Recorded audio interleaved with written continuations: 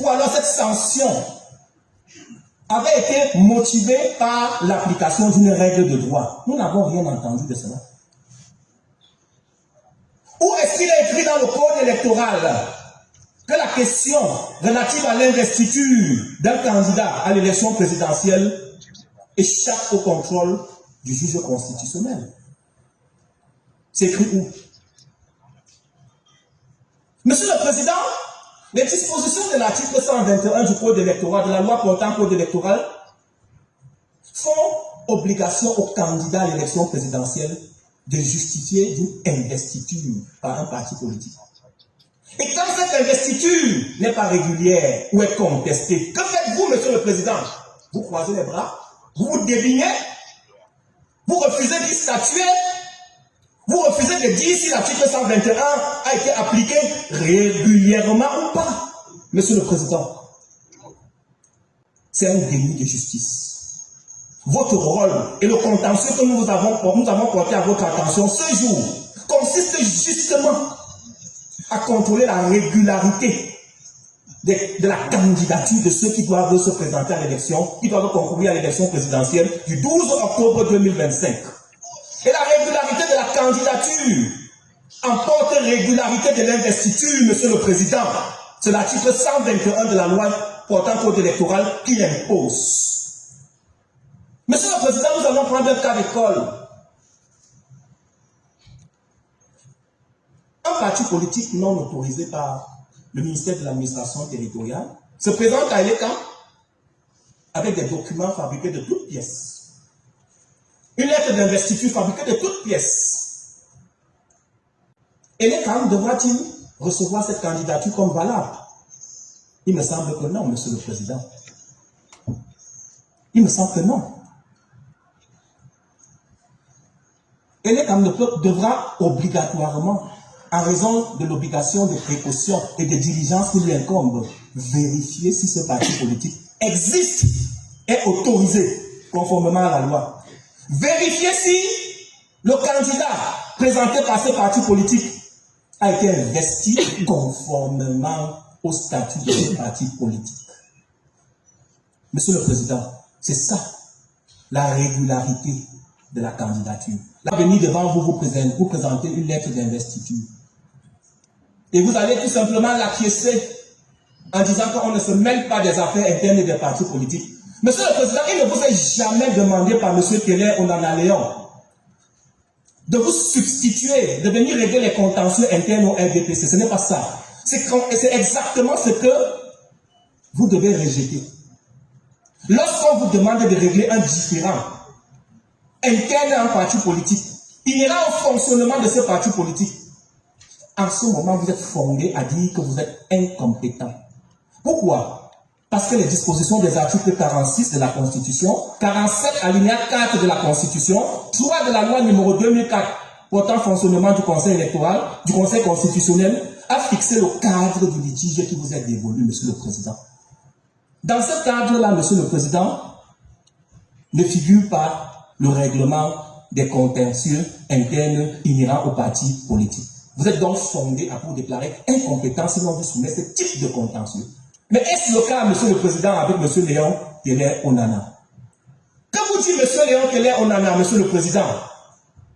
Il vous dit que la candidature de M. Paul Biya est irrégulière, car non conforme aux dispositions des articles 121 du Code électoral, 27 des statuts du RDPC et 122 de la loi portant Code électoral. Il vous dit également, Monsieur le Président, et c'est le lieu ici de le souligner, car Monsieur le conseiller rapporteur malicieusement omis de répondre aux conclusions de M. Léon Keller Onana. M. Léon Keller Onana n'a pas simplement posé un problème d'investiture. Il a également posé un problème de légibilité. Est-ce que M. Paul Biya, au moment du dépôt de sa candidature, était éligible à la fonction de président de la République?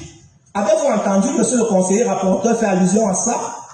Est-ce que la question de l'éligibilité participe de l'investiture, Monsieur le Président? Sinon, on peut même comprendre que cette jurisprudence qui nous est opposée ce jour concerne l'investiture, quid, monsieur le président, de l'éligibilité? Que dit le conseil? Vous comprenez, monsieur le président, que face au silence et au mutisme de monsieur le conseiller rapporteur, son rapport ne peut pas être validé ou amendé par le conseil pour non-réponse aux conclusions. Il y en a parmi vous, monsieur le président, honorable membre du conseil, qui ont siégé à la plus haute juridiction judiciaire et administrative de ce pays, la Cour suprême, j'ai nommé. Et ils savent que parmi les causes et les moyens de cassation figure la non-réponse aux conclusions. Donc le rapport de monsieur le conseiller souffre d'un manquement. Il a refusé de répondre à la question de l'éligibilité de monsieur Paul Biya. Alors, monsieur le président, pourquoi est-ce que la candidature de monsieur Paul Biya est irrégulière du point de l'investiture? Tout simplement parce que, voyez-vous, monsieur le président, il n'y a pas une caisse de résonance. Son rôle ne se limite pas simplement à comptabiliser les documents qui lui sont portés, qui sont portés à son attention et à tirer des conclusions. Que nenni, monsieur le président. Il est investi d'une double fonction ou d'une double obligation. L'obligation de prudence et l'obligation de diligence. Et le conseil électoral est une véritable juridiction qui, avant de rejeter la candidature d'un candidat, doit se rassurer que par précaution et par diligence, il a mené toute investigation tendant à se rassurer que l'investiture du candidat à l'élection présidentielle ne souffre de rien. D'ailleurs, monsieur le président, l'article 7, alinéa 4 de la loi de 2000, de la loi portant code électoral est formel et l'État dispose dans son fonctionnement de tous les pouvoirs nécessaires. De tous les pouvoirs nécessaires. Cela signifie que l'État a la faculté et a l'obligation de mener, de solliciter des expertises. Il a même l'obligation de vérifier même que les signatures apposées sur les documents des candidats sont effectivement authentiques en se référant aux signataires pour se rassurer. C'est une obligation qui incombe à l'État. Ça fait partie de ses missions. Le législateur a confié à M. Aïlekam une autonomie financière, une autonomie administrative, une autonomie fonctionnelle. Et cette autonomie-là, et cette mission, je veux dire, cette mission d'investigation est absolue. Revenons, monsieur le président, au cas du candidat Paul Biya. Monsieur Paul Biya est militant du RDPC. Il dépose un dossier qui contient une lettre d'investiture. Autrement dit, il est investi par un parti qui s'appelle le RDPC. Et l'État doit se rassurer et se poser la question de savoir, est-ce que le RDPC existe du point de vue de la loi et autorisé? La réponse, c'est oui. Est-ce que le RDPC encourt une interdiction ou une suspension? La réponse, c'est non. Est-ce que l'investiture a été faite conformément au statut? Voilà le grand mystère. Est-ce que cette investiture ou l'investiture du candidat est contestée devant une juridiction compétente? C'est le cas en l'espèce. Voyez-vous, monsieur le président, s'agissant particulièrement du RDPC, nul ne peut être candidat au terme des dispositions de l'article 27 alinéa 3 des statuts de ce parti politique. Nul ne peut être investi comme candidat de ce parti politique s'il en est le président national. Et cette question-là, justement, de la légitimité de M. Paul Biya à agir en qualité de président national du RDPC est doublement contestée devant le juge judiciaire, lequel est compétent en matière de règlement des litiges internes aux partis politiques. Lui, juge des libertés fondamentales, est saisi de ce dossier. Monsieur Léon Teller Onana a traîné le RDPC en justice pour que cette question soit résolue, avant que le corps électoral ne soit convoqué, avant que M. Paul Biya ne dépose sa candidature. Et il a tenu l'État informé de cette procédure. Cela signifie, Monsieur le Président, que Elekam savait particulièrement au moment de statuer sur la validité de la candidature de M. Paul Biya, qu'il y avait une contestation, une double contestation, devrais-je dire, relative à la légalité et à la légitimité de M. Paul Biya à agir en qualité de président national. Vous voyez, Monsieur le Président, nous ne vous ramenons pas ce contentieux, nous vous informons juste que ce contentieux existe et que d'autres juridictions sont présentement saisies de ce contentieux. La question qui se pose, voyez-vous, est celle de savoir, Elekam, dans ses attributions, a-t-il compétence pour régler les litiges internes au fonctionnement des partis politiques? La réponse c'est non, Monsieur le Président. À la lecture des dispositions des articles 10, 11 et suivants de la loi portant code électoral. Dès lors que Elekam n'est pas compétent, dès lors qu'il y a un problème de légalité et de légitimité du candidat présenté par le RDPC, il se pose là une question préjudicielle tenant à la légalité et la légitimité du candidat investi par le RDPC. La conséquence immédiate que devait tirer Elekam devait être celle-ci, Monsieur le Président. En l'état actuel, à la clôture, Monsieur le Président, du délai légal fixé par la loi, le Conseil électoral devait déduire et constater que le RDPC n'a pas pu lui présenter une investiture non conforme, non contestée. Et il n'appartient pas à Elekam de se substituer au juge judiciaire pour régler les questions internes.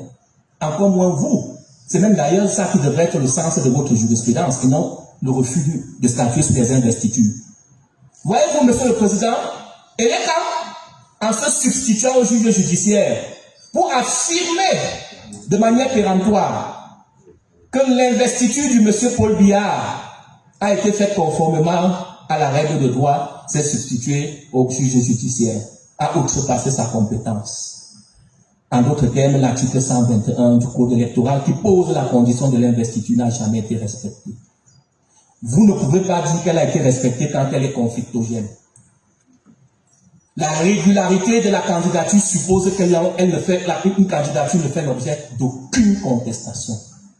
Exempt de toute contestation. Voilà la raison pour laquelle M. Léon Teller vous parle non pas de défaut d'investiture, il vous parle d'irrégularité. En droit, il y a des grands maîtres de droit parmi vous, savent ce qu'on appelle la régularité ou l'irrégularité, le non-respect à la conformité, à la loi. Non-respect à la conformité, c'est-à-dire à la règle de droit. Donc, Monsieur le Président, aujourd'hui, vous ne pouvez pas adouber la résolution de l'Écam sans vous substituer au juge judiciaire et affirmer de manière péremptoire que le RDPC a investi M. Paul Biya conformément à la règle de droit. Monsieur le Président, ça c'était la première articulation du moyen invoqué par M. Léon Teller Onana, pris de la violation de la loi. Monsieur le Président, M. Paul Biya a annexé à sa déclaration de candidature une lettre d'investiture. Voilà un point d'achoppement. L'article 23 des statuts du RDPC dispose que c'est le comité central qui procède aux investitures sur le plan national et local. Vous voyez que vous ne pouvez pas échapper au contrôle de la régularité sans rentrer dans les statuts. Et je rappelle, Monsieur le Président, que les statuts, c'est la loi des partis. Conventions légalement formées tiennent lieu de loi à ceux qui les ont faites. Vous ne pouvez pas parler de l'investiture dans un parti politique sans regarder le cadre juridique qu'eux-mêmes se sont tracés. Et c'est en cette qualité, Monsieur le Président, et en ce titre, Monsieur le Président, on se pose encore une question. Qui a signé? Est-ce que la personne qui a signé la lettre d'investiture de M. Paul Biya avec qualité, capacité pour agir?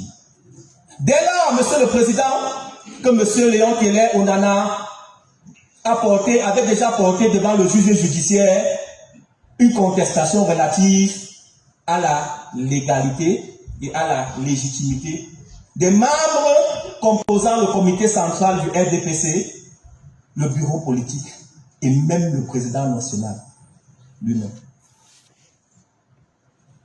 Voyez-vous, monsieur le président, honorable membre du conseil, une fois de plus, la lettre d'investiture ne pouvait pas être validée par Elekam sans que Elekam n'ait à répondre à cette question.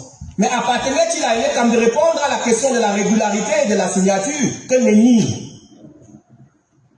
Une fois de plus, Elekam devait constater que cette question est déjà portée devant le juge compétent. S'abstenir donc de se substituer au seul juge compétent en raison de cette question préjudicielle.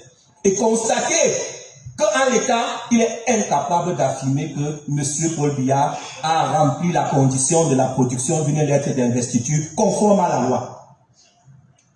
Si vous venez, monsieur le président du conseil, honorable membre du conseil, à conforter Elekam dans sa position, cela reviendrait à dire que vous vous êtes substitué au juge judiciaire qui est saisi de la question de la légalité des organes internes du RDPC, des organes dirigeants du RDPC.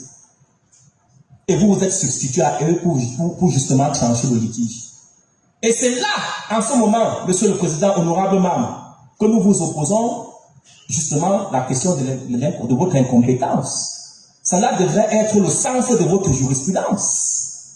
Et non celle de vous déligner lorsqu'on vous demande d'appliquer les dispositions, de vérifier si l'article 121 a été conforme, a été correctement appliqué ou pas. Monsieur le président, honorable membre du conseil, vous allez constater qu'en l'état, il est impossible pour Elekam, encore moins vous, d'affirmer que la lettre d'investiture qui a été versée au dossier de procédure l'a été conformément à la loi, notamment au texte de base du RDPC. Tant est qu'il y a un litige pendant devant le juge judiciaire et que cette question doit d'abord être tranchée avant que l'on revienne. Monsieur le Président, le troisième moyen, ou du moins la troisième articulation du moyen invoqué par M. Télé Léon Onana au soutien de son recours, porte justement sur la question de l'éligibilité du candidat Paul Biya, que monsieur le conseiller rapporteur a pris le soin de ne pas évoquer dans son rapport. Et comme par coïncidence, nous avons constaté que monsieur Paul Biya, dans son mémoire-réponse, l'a esquivé lui-même. Nous avons constaté également que Elekam, dans son mémoire-réponse, n'a pas répondu à cette question, a esquivé la question qui fâche réellement. Nous avons constaté que le MINAT, le ministère de l'administration territoriale, qui s'était invité par effraction dans la procédure, quand faut-il le souligner en passant, il n'est ni de près ni de loin intéressé par ce procès. L'article 130 du code de procédure, du code de la loi portant code électoral dispose clairement que seuls ceux qui ont intérêt peuvent recevoir la requête introductive d'instance et y agir par des mémoires en réponse.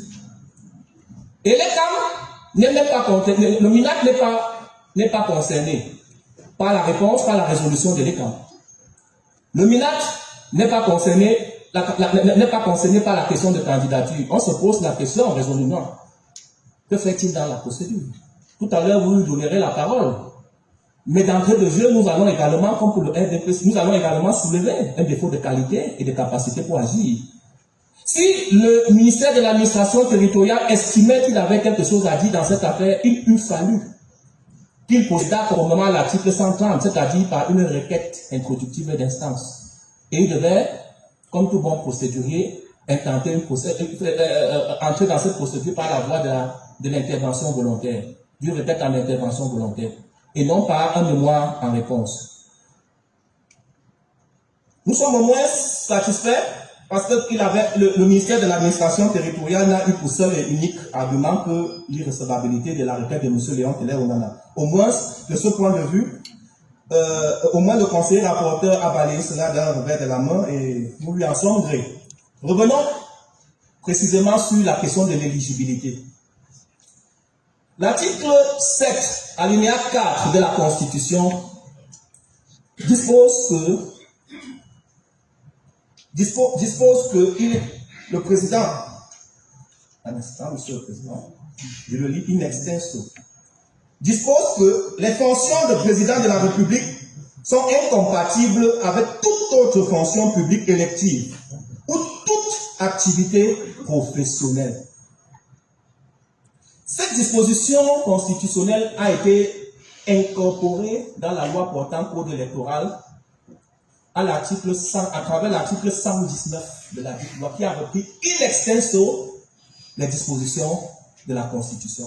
Et l'article 139 rentre justement est inséré dans le chapitre lié aux éligibilités et incompatibilités. Monsieur Paul Biya, il se trouve qu'il est le président de la République.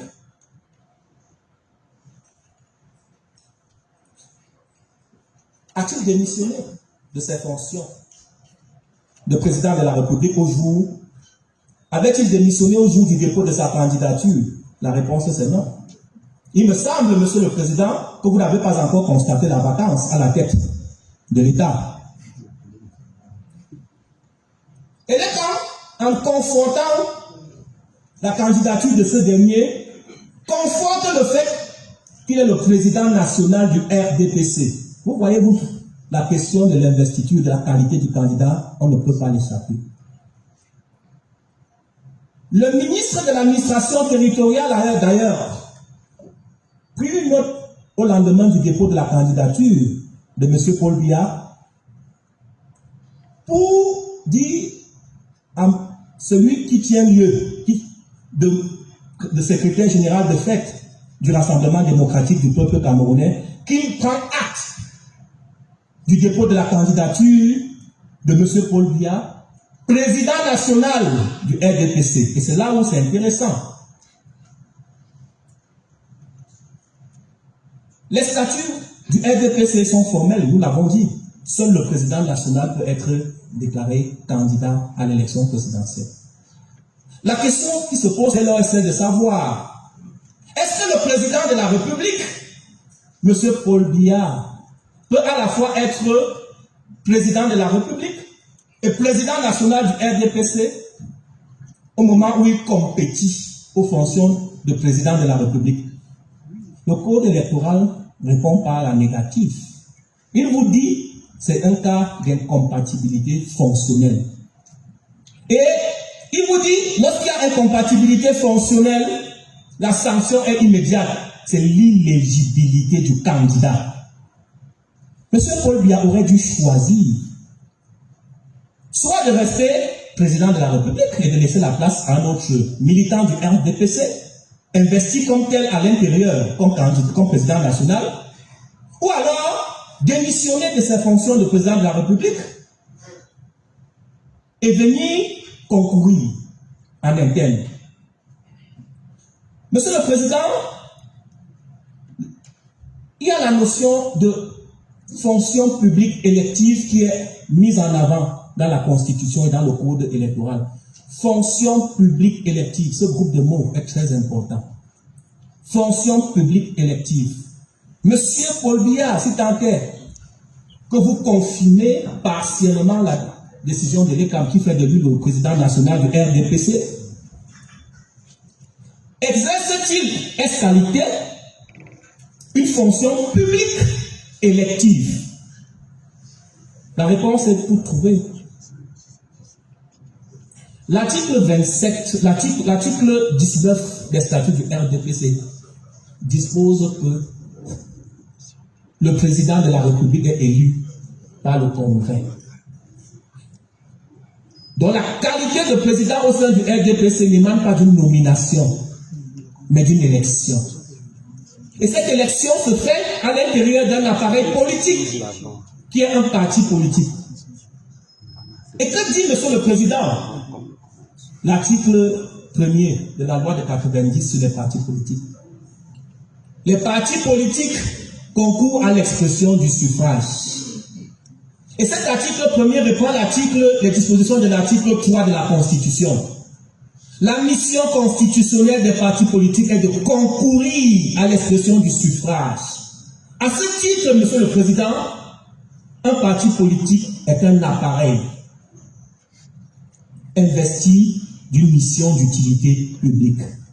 Et c'est d'ailleurs en cette qualité, Monsieur le Président, honorable membre du Conseil, que les partis politiques reçoivent des subventions dans le cadre de leur fonctionnement et que l'article 284 du Code de la loi portant Code électoral impose et prescrit qu'en matière électorale, puisqu'ils concourent à l'expression du suffrage, c'est-à-dire à la conquête du pouvoir, ils doivent être appuyés par un financement public. À la différence des simples associations qui ne reçoivent pas de lettres, pas de financement, sauf lorsqu'elles sont reconnues d'utilité publique. Vous voyez, même là, le législateur met l'accent sur la notion d'utilité publique. En ce qui concerne les partis publics, leur essence même, c'est de conquérir le pouvoir, c'est de participer au scrutin. On ne crée pas un parti politique juste pour le bénéfice de ses membres.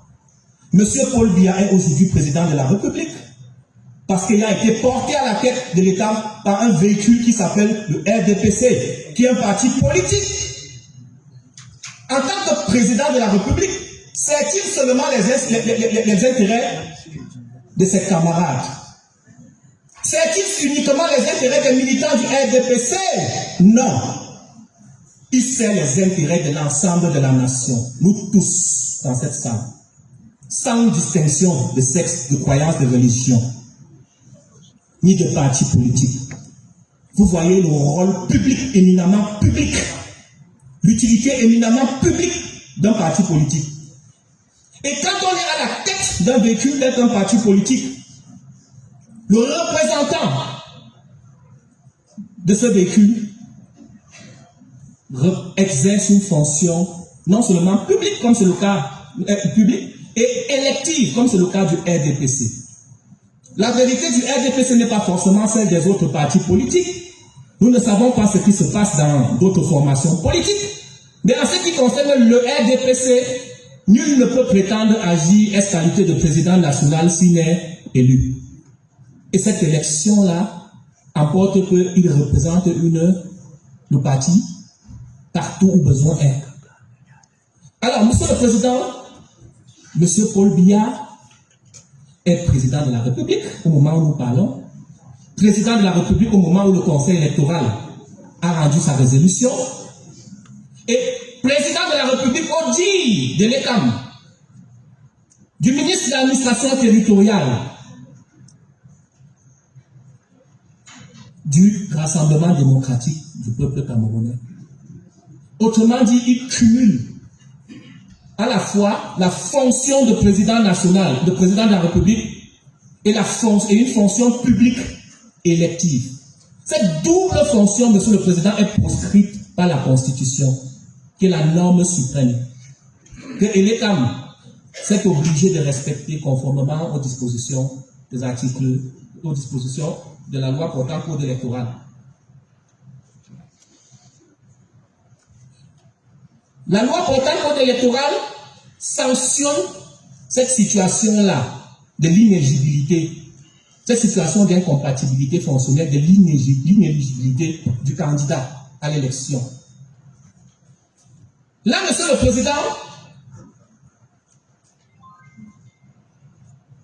la discussion a été évitée à dessein. Pourtant, elle a été portée dans le recours introductif d'instance de M. Keller Léon Onana.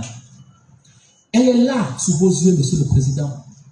Comment ferez-vous pour esquiver cette question qui ne traite pas de l'investiture, Monsieur le Président? Donc, si nous vous concédons le fait que vous ne rentrez pas dans les affaires internes du parti politique parce qu'il y a une question d'investiture, il y a une question subsidiaire ou secondaire posée par M. Keller Onana Léon, celle de l'éligibilité de M. Paul Biya. Le simple fait, Monsieur le Président, que l'ECAM n'ait pas répondu à cette question, vous venez de lire, Monsieur le conseiller rapporteur a bien fait de lire la résolution portant rejet des candidatures. Et l'ECAM n'a pas répondu à cette question. n'a pas répondu à cette question. Et vous devez répondre à cette question, Monsieur le Président. Sinon, Monsieur le Président, votre décision aura été partiellement motivée. Si l'on s'en tient au rapport de Monsieur le conseiller rapporteur, vous devez mettre ce rapport de côté. Reconsidérer ce rapport en incluant les observations que nous sommes en train de faire. Vous devez dire aux Camerounais, vous devez dire à M. Keller Onana Léon qu'en tant que juge du contrôle de la régularité des candidatures, M. Paul Biya, qui cumule la fonction de président national du RDPC et de président de la République, est éligible à compétir à l'élection à la présidence de la République ou pas. C'est une question centrale, Monsieur le Président, que vous ne pouvez point esquiver. Et nous sommes convaincus que lorsque vous allez rentrer dans le secret du délibéré, vous allez mettre de côté le rapport de Monsieur le conseiller rapporteur pour non-réponse aux conclusions et sur le bénéfice de tous les développements que nous venons de faire, et vous allez répondre à cette question. Monsieur le Président, nous avons également constaté d'entrée de jeu que Monsieur le rapporteur, sur la question, le deuxième point de la requête de Monsieur Léon Keller Onana, la mise en congé de certains membres du Conseil constitutionnel. Monsieur le rapporteur parle de récusation de certains membres du Conseil constitutionnel. Mais, Monsieur le Président, il s'agit de la dénaturation des faits, soumis à l'appréciation des sages que vous êtes, Monsieur le Président. Avant de répondre à une question, il faut quand même restituer ce que le demandeur vous a soumis. Nulle part dans la requête de M. Keller Onana Léon, il n'invoque la récusation. Le moyen invoqué n'est pas la récusation, Monsieur le Président. M. Léon Keller Onana est quand même conseiller. Il a quand même pris la peine de lire la loi. On ne vous demande pas de récuser certains membres du Conseil. La récusation signifie, Monsieur le Président, que pour cause de suspicion légitime de certains membres du Conseil, l'on soumette la question de suspicion à une autre juridiction pour qu'elle apprécie et que l'on revienne devant vous afin que vous puissiez continuer l'examen de la procédure. Ce n'est pas ça la récusation.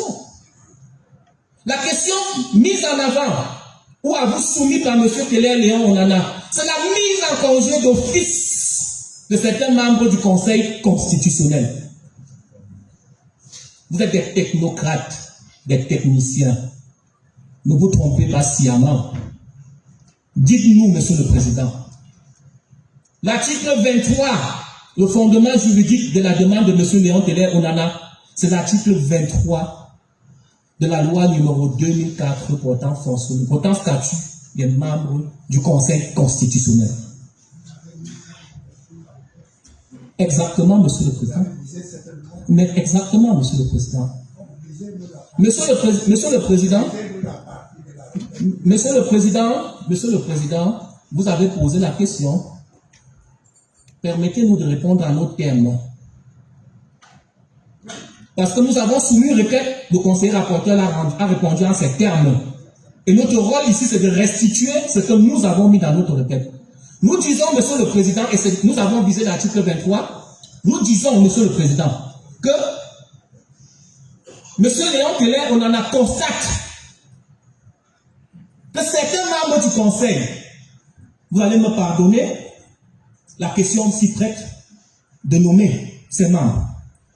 Monsieur Clément Atangana, président du Conseil de séance, constitutionnel de séance,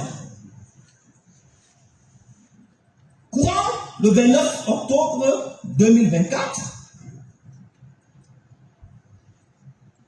a pris part, d'après le rapport qui a été fait par Cameroun Tribune, dont nous vous avons produit, à l'appui de la requête, copie de l'éditorial, ou du moins de l'article, a pris part à une réunion d'une association dénommée ADENSO, Association des représentants ou des élites d'Union ESSO, disons-le comme ça. Au terme des travaux de cette association, une motion de soutien a été faite à M.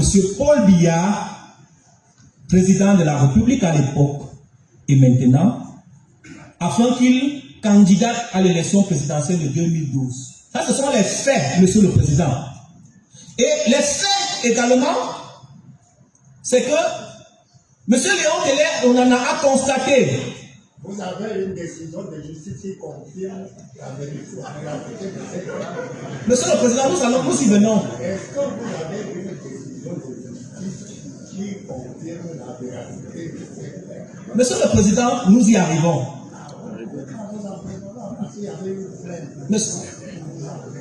Monsieur le Président, nous savons que vous êtes ça. Monsieur le Président,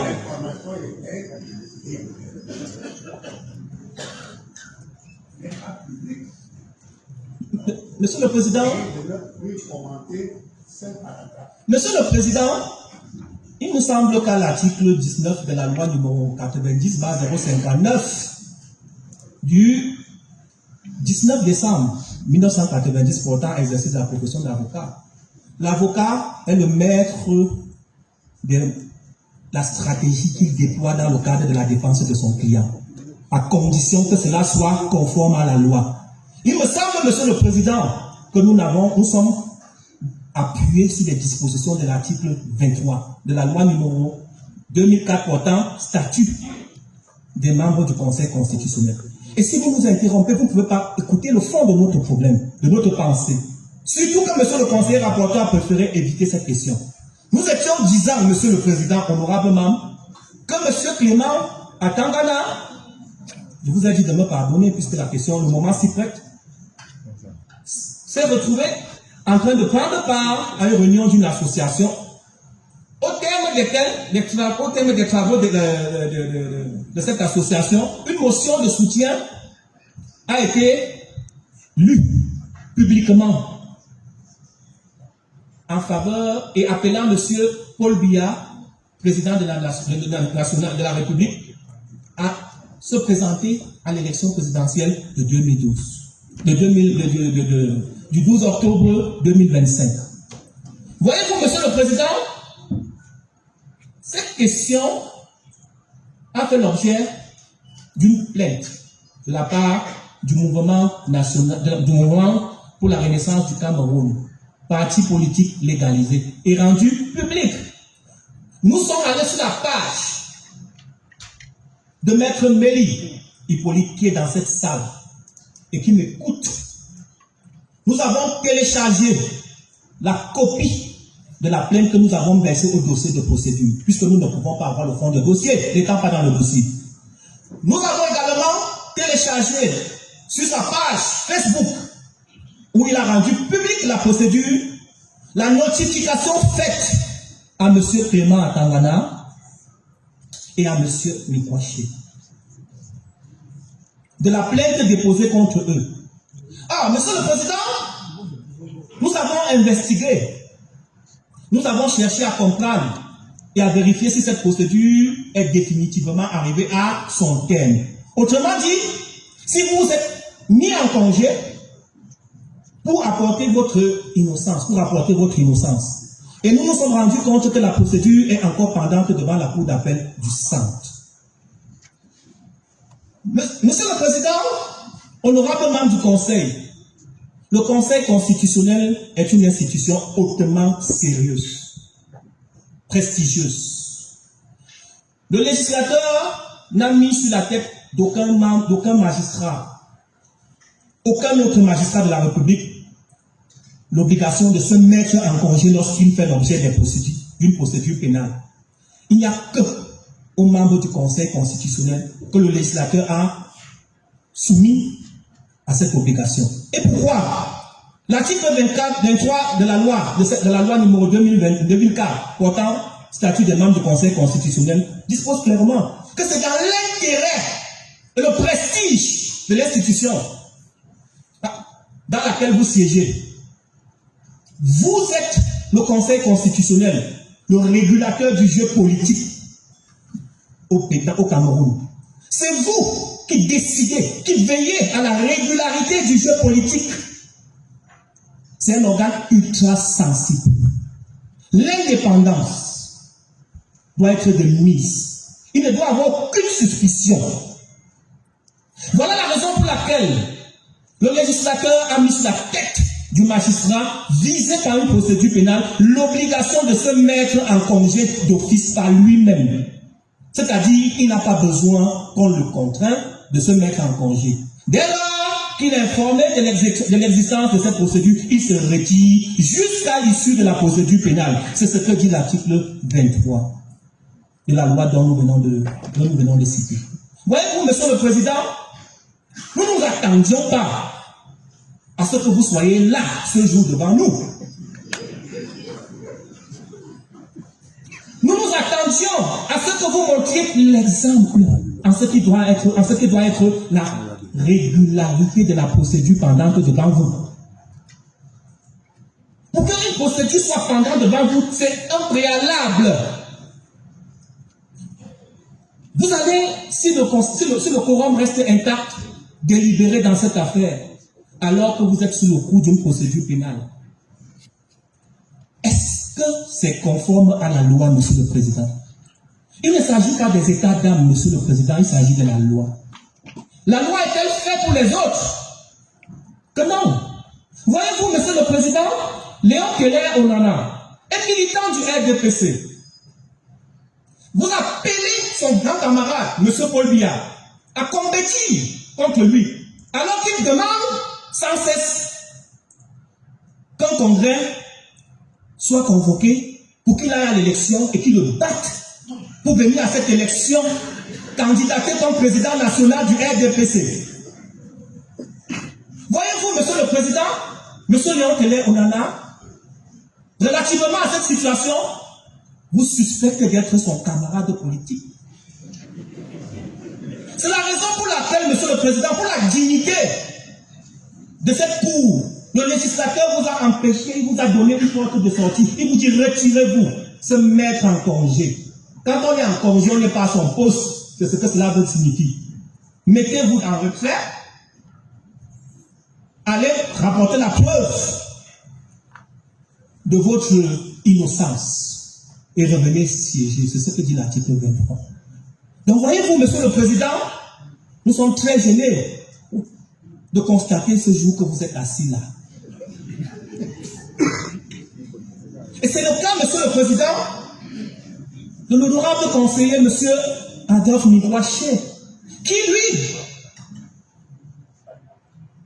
d'après les faits qui lui sont reprochés, a accepté d'être nommé président du comité olympique, d'une des chambres ou des organes du comité olympique national.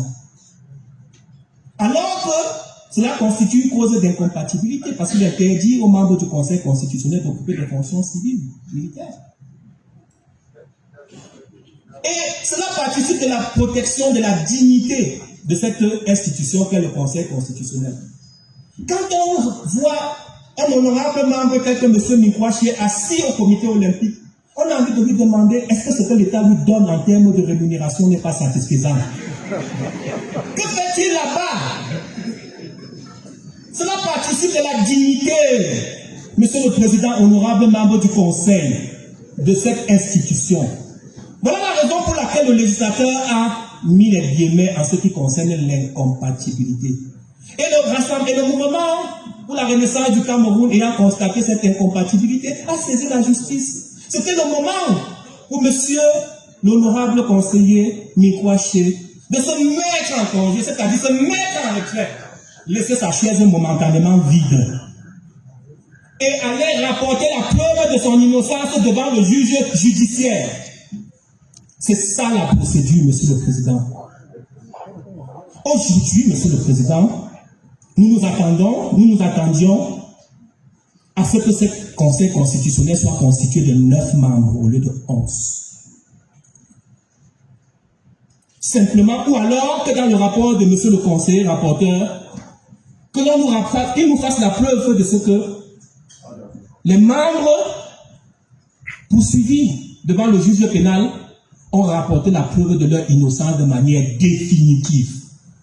Auquel cas, Monsieur le Président, nous nous serions inclinés et nous n'aurions pas posé la question. Nous aurions constaté que le point de notre requête est sans objet. Mais on ne nous oppose pas une décision définitive. Et vous avez posé la question tout à l'heure, Monsieur le Président, de savoir si nous avions une décision définitive. Je vous réponds tout à l'heure, Monsieur le Président, qu'en me posant la question, vous confirmez que la procédure est toujours en cours et que vous ne devez pas être assis là où vous êtes. Voyez-vous, Monsieur le Président, pour conclure, honorable membre du Conseil,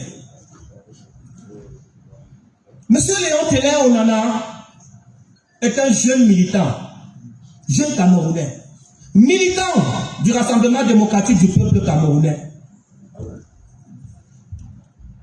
disciple de son grand camarade Paul Biya, que cela vous surprenne ou non, adepte des concepts rigueur et moralisation. Mais, voyez-vous, Monsieur Léon Teller Onana n'est pas un jeune suiveur moutonnier.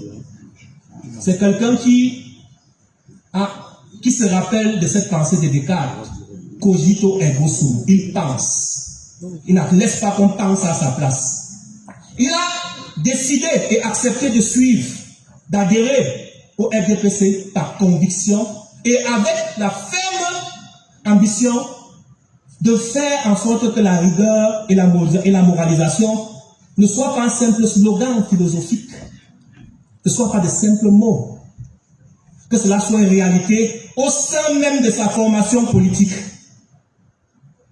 Monsieur Léon Teller Onana est un fait pour certains, révolutionnaire pour d'autres, conspirationniste pour certaines personnes. Mais en fait, il se constitue simplement comme un héritier de son grand camarade, M. Paul Biya. Voyez-vous, Monsieur le Président, honorable membre du Conseil, M. Paul Biya, que je citerai ici non pas comme candidat à l'élection à la présidence de la République, mais comme président de la République, avait placé son magistère dans les années 80 sous le sceau de la rigueur et de la moralisation. Et il avait dit, et ce n'était pas cette fois-là par personne interposée, ce n'était pas une procuration. Il n'a pas dit en ce moment-là qu'on nous dise qu'il a dit que. Il a dit, expressis verbis, qu'il aimerait être cette personne-là, dont on se souvient comme étant celle qui a apporté la démocratie et le développement, Monsieur le Président. C'est quoi la démocratie? L'un des piliers de la démocratie, Monsieur le Président, c'est l'alternance. L'un des piliers de la démocratie, c'est le respect de la règle de droit. L'un des piliers de la démocratie, Monsieur le Président, c'est la soumission aux institutions de la République. Monsieur Teller Onana, fidèle à son maître, qui n'est autre que son grand camarade politique, a osé, en tant que jeune, puisque c'est une construction, c'est un appel qui a été fait lors d'un discours à la jeunesse.